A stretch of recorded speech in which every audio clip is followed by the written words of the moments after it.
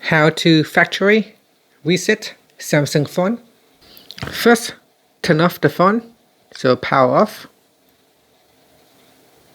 Next, we plug in the USB-C cable to the phone and to the computer. So make sure you connect it to a computer. It can be a Windows computer or a Mac computer.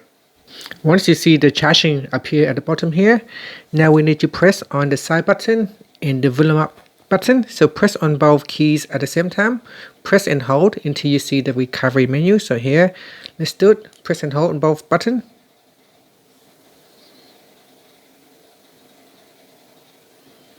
And once you see the Samsung logo appear, just wait for a few more seconds and you should be put into recovery mode. Now let's go off the button.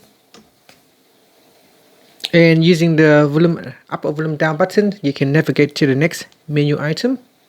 Okay, so I'm pressing on the volume down button to go to the next menu item. And make sure it is at wipe data or factory reset. Then press on the side button here to select. And then press on the down button to factory data reset, and after that press on the side button or the power button and your phone will go ahead and reset. Now once you do this, it will go ahead. It will not ask you to confirm anymore. So at this point there is no turning back.